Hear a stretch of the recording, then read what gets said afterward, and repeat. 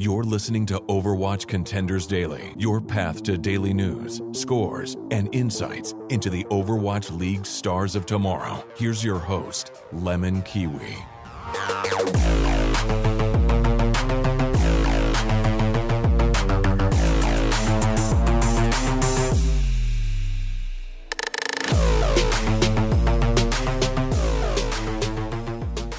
Everybody, welcome to Overwatch Contenders Daily. I'm LemonKiwi, and joined with me is the oh-so-talented DPS player, MikeyA, or I'm going to call you Mike. Everyone calls you Mike. And you had a pretty fun time at Team UK, and now you're also a free agent as of announced recently. But for anyone who doesn't know, Mikey is known for Mayhem Academy, his time on British Hurricane, and other things. So, man, you just came back from BlizzCon. How was your trip home?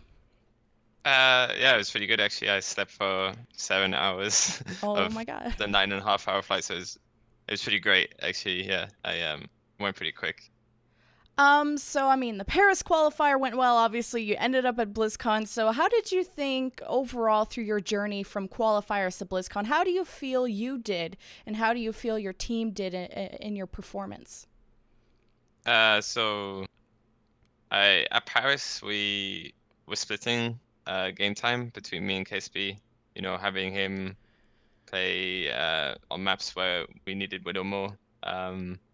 So I was happy enough with how Paris went. Like I got to play MikeyA, but I was mainly playing Brig, play a little bit of Sombra. So honestly, I mean, you do what you do to win, and I was happy to play whatever the team needed. But like, I would have preferred to have played more like other heroes. Like at BlizzCon, I got to play Zarya, which I was very happy with. But at Paris, I was on Brigade. That was due to, I think, like chemistry, like me and Chris. And then at Paris, at BlizzCon, we swapped fusions, Kib, and they had a much better chemistry with their Ryan and Brigade. So yeah, I mean, like with Paris, I only got to split most of the games. I got to play the whole France game. But overall, I was happy with it. Like, I was a bit sad we lost to France, but I was actually pretty happy with how I played. Like, the pull out France on Anubis, for example, I got rid of there. So, and then yeah, like at BlizzCon, we made the change for fusions instead of Chris. It was Chris's decision. He felt like he wanted to become a coach. He didn't feel like, you know, he felt like he'd be better off to coach and be able to do more. And so it was pretty straightforward picking fusions. And we decided, so basically before Paris, we only practiced really Doom Sombra. Hayes was like coming off like a 1-month break, so he wasn't really familiar with goats too well, at least the EU goats, right? So in his mind, he felt like Sombra Doom would be, you know, the counter to goats. But I think we learned, and a lot of the teams at the Paris qualifier learned that goats is really strong when played well, and that's why everyone started running it there. So we basically, it was a last minute decision to play goats at Paris.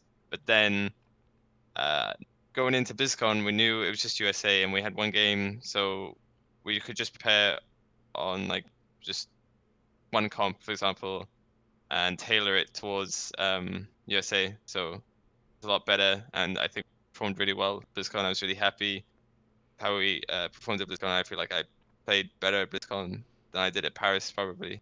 Mm-hmm. Yeah, I don't know, just like playing against such teams like USA and South Korea and Canada like brings out the best. I think, you know, you're on the big stage and it means so much more, and rarely get a chance to play against players if you're not out. So you're talking about some of the strategies, Sombra Doom at the start, and then knowing that Goats was the go-to composition, at least for BlizzCon. Yeah.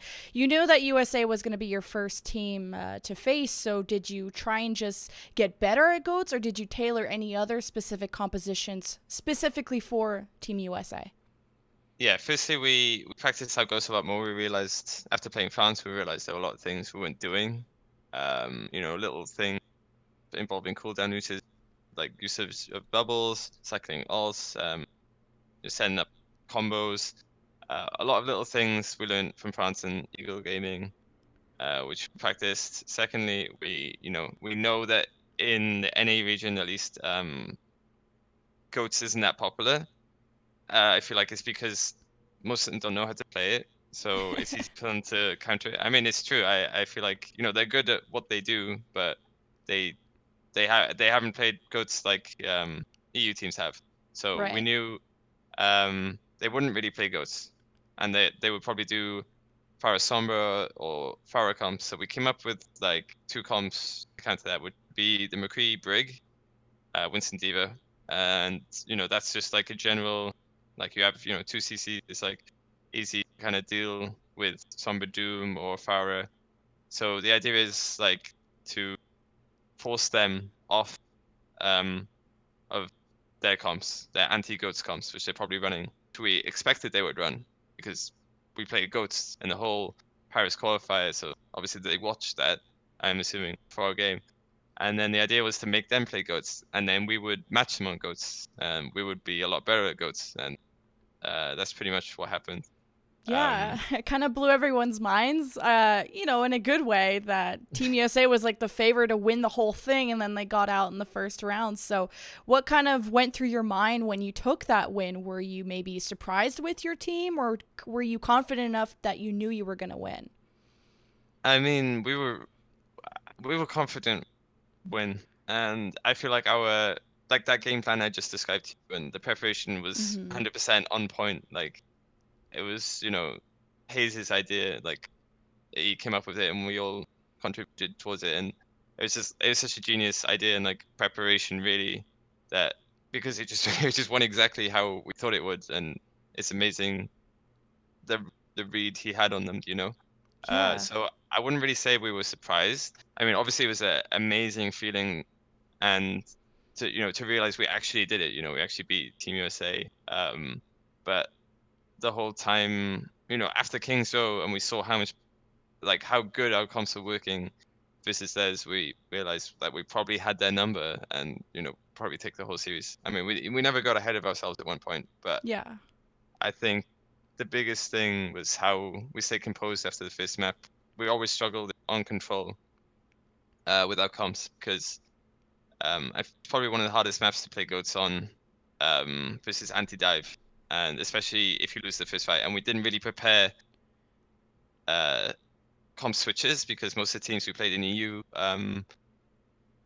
all just run goats as well on the same points. So we had to bank on the fact that we would win the first fight and snowball with the goats ults. So but you know, Cruz, I remember specifically Cruz, everyone was pretty quiet, and Cruz just said, you know, come on boys, that's our worst map, don't worry about it, we got this game in the bag.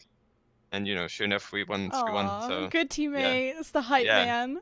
yeah, really, yeah, really, like you need someone like that on your team. Yeah, just, okay, we'll beat him the next 3 maps, or okay, reverse sweep, boys. It's Yeah, happening. that's what we say to each other. Like we don't think about it. We don't think about the fact we lost the map. We don't think about losing. We just, you know, we always think we can win until we win or we lose. So That's yeah. wait until the results happen. And but you had just the tough side of the bracket, to say the least. You had Team USA first round, then you won that, and you went towards South Korea, and that was another favorite to probably win the whole thing. Yeah. And that was another one of those the most close and exciting series we had of Team UK versus South Korea in the semis. Yeah. So what was the hardest part about facing South Korea, and what sort of adjustments did you make after map 1 to then tie the next 2 maps? So map 1 was Nepal. Like Sanctum, like I don't know. Personally, for me, like we, you know, pretty much the best. You can't run goats on Sanctum. It's just like too difficult with the pits, right? Like if they run Orisa or Lucio and all that, they could swap Pharah. It's just like it's pretty hard to play then. It's easy for them to you know, rotate around the point, and also it's long sight lines, so snipers, and it's easy to get booped off. So we, you know, we knew we'd have to play them in the Widow comps, or the sniper comp matchup. It was kind of close, but like as personally, like I remember I got the first pick on J Jonek, but after that I didn't do much. You know, it was hard to, like the way we played, we usually pocket Kib and I go flank, but team South Korea pocket Carpe, and the reason we pocket Kib is basically we have more tank damage. You know, it is damage boosted by Mercy. Yeah, Storm Arrows can break down their shield more and kill their tanks faster, right? But we didn't end up doing that, and I feel like that's because it was the first map, and South Korea actually did a really good job of like splitting up and like taking space on the map really fast, like naturally. Like I guess they're used to it on their teams. It's like you know, like something that's imprinted in their minds to do. And so we were a bit overwhelmed, and it was very messy stage. And I remember like it really hard to try and duel Carpe, especially like on the first stage of the first map. You know, I didn't get time to like get into the game. You know, so Yeah. that was tough. But you know, that was probably what we thought would be the best map for them. So we went on to Shrine, and you know, they surprisingly, we thought they would also do like power comp there or something. But they actually went goats, and you know, that was great for us. Like we got a lot of confidence there. We ended up winning that round pretty decisively. I think it was kind of close, but also, you know, it wasn't like overtime. I could be wrong. I can't remember exactly. And then going into the next, it was Village, the last map, and like we knew we either expected they would probably do like Ryan Zarya Maydoom, or they would do the comp they did, which was like Farah, um, Winston Diva, and just surround the point. But we didn't think about the Hanzo, but the Hanzo is a really good pick because you can just farm his ult too and like basically dragon strike the entire like area of the point. And yeah, you know, it was just really super hard to play that map versus them once they won this fight. Like they took angles all around the point, which is exactly what they did versus Finland in the South Korea group stage. And you know, they just built up their ults really quickly, and we didn't really get a chance to practice. We never like practiced against that comp, but also we didn't think of in theory craft a comp to switch to counter it. So we ended up just trying to keep getting to point and draft. They always had DPS ults pretty much. So, but yeah, like after that, you know, like we picked the maps which suit us in terms of goats, and also we had another variant of goats with Sombra and Hog, which is specifically to like deny you know, like dive heroes or like Doom and Diva, and we have like a good setup where I go for Hex, Cape hooks it, we get the kill, and then we just group up, and they can't really do much. So I forgot the question. Sorry, I like No, rambled it's on good. Yeah, totally on the right track of the Roadhog. That was something that not a lot of teams have been experimenting with, and I was really a big fan of seeing this Roadhog Sombra composition came out, and that you tied the next two maps against South Korea. So what kind of adjustments did you had make? Did you just keep going with the Sombra Roadhog, or was it more of a positioning adjustment? Or no, it was definitely like the comps we prepared because we kind of South Korea played the similar comps to USA, so it was kind of an easy transition. So it worked well on Kingsville. But I think the thing about Kingsville, they did very well, which, you know, ended up in a draw, was like which helped them get the draw. Or I mean, we were the ones that were fighting for the draw in the end, but like they did a really good job of like just using their Farah Mercy anti-goats comp really well, because most teams don't really get much from it. So at least in EU. So I guess it just shows how great their DPS are, really. I mean, obviously their whole team is great players, but it was really tough. But the Sombra Hog helped. And that's another comp that Hayes came up with. Deal with it. So that helped us like grind out the draw. But I remember it being really tough to push, because most teams, like, yeah, some teams run like Farah on first attack, but not many teams keep running it on second. So I guess we weren't really used to that. And then Volskaya, I think we ended up running goats because, you know, it's Carpe and Fleta, and like, you know, I'm not exactly on Carpe's level as Widowmaker, so I think we decided the safer that choice. yeah, so we basically decided that we wanted to try a different comp first. If we play double sniper like we did versus USA, it would just be playing into South Korea's strengths pretty much. So we tried a different comp, and then they ended up switching to goats. So we ended up getting into a goats matchup on Volsky, which is pretty rare, but it ended up working out for us in the end by being able to get another draw. So yeah. That's crazy. 2 draws in a row, and Yeah, that was, never I happened mean, to me you before. gave the biggest challenge to South Korea. Unfortunately, it didn't end up your way, but I think everyone was not only impressed with how your match against Team USA went, but how it went against South Korea. Like, when you went into that match against South Korea, were you guys, like, intimidated a little bit? Like, was the confidence still there? Were you still hyped from the Team USA win? Yeah, the confidence was still there. We still hyped from the Team USA. Like, going into the Team USA game, we knew we were the underdogs, so we didn't really feel any pressure, and that helped us, play well, I think. And it was exactly the same thing versus South Korea. Like, we were clearly the underdogs in that matchup too, so we had exactly the same mindset.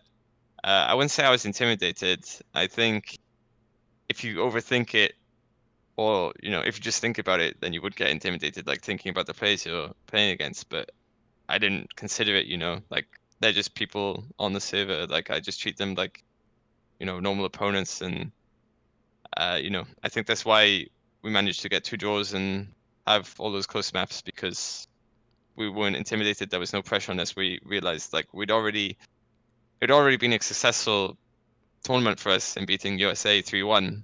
Yeah, that's a win in itself. Yeah, and we didn't really plan.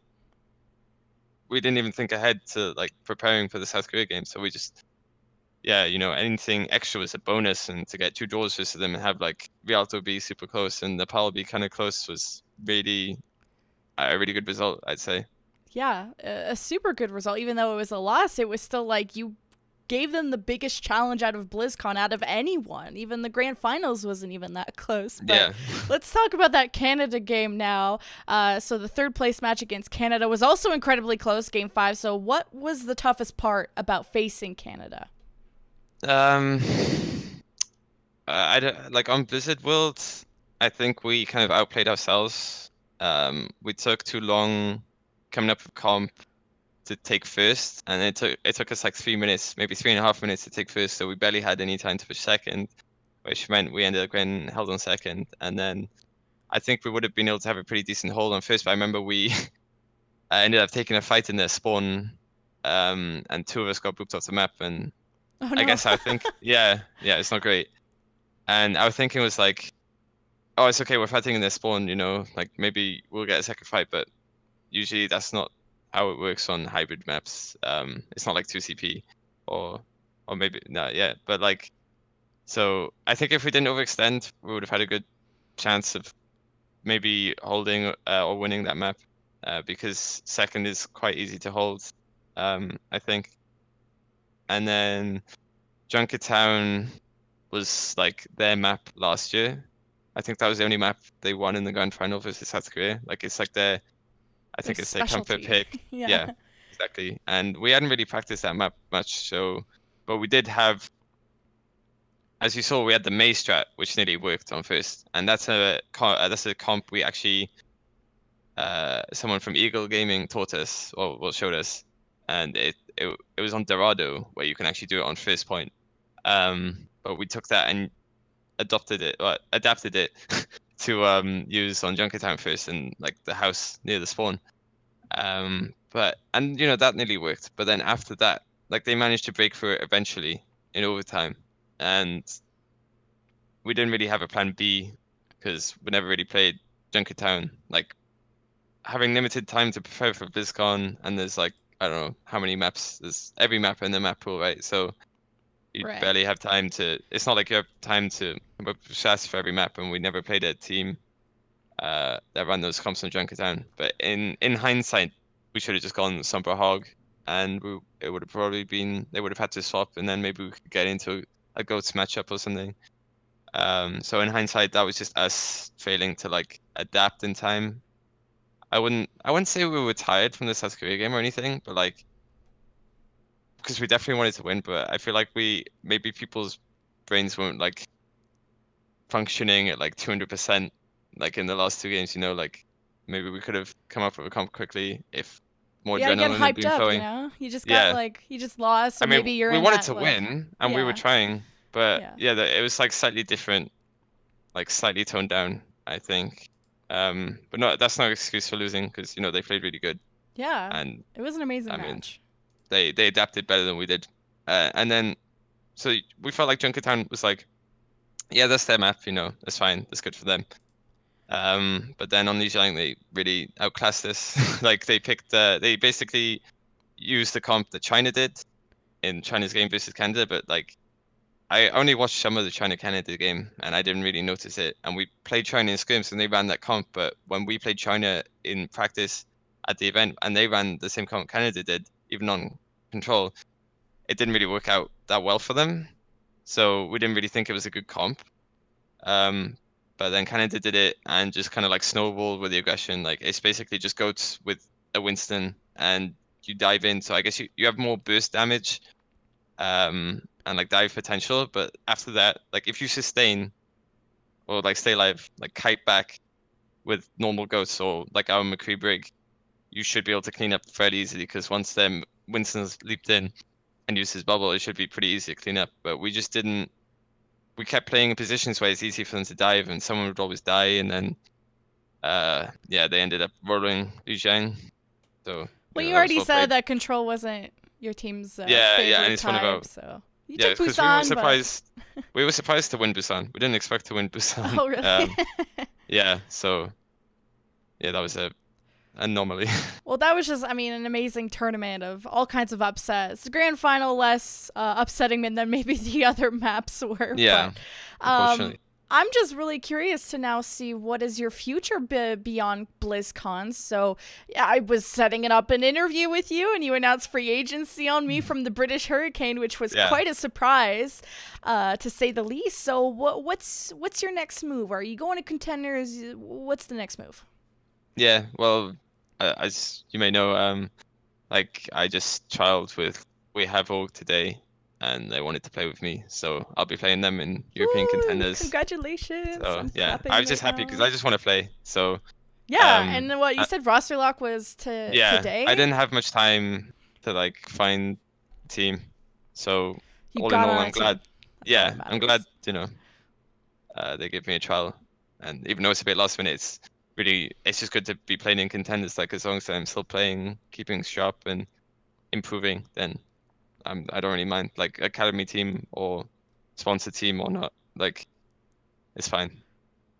Well, I'm super happy that you got this last minute trial and they found you, you thank found you. them, and you're going to be in Contenders again, and super excited to see what you can do, especially now that your name's all up in the stars from how you guys performed from Team UK, surprising everyone at BlizzCon. But, man, Mike, thank you so much. It was great to meet you at BlizzCon, and thanks so much for agreeing to come on for an interview. No worries. Thank you.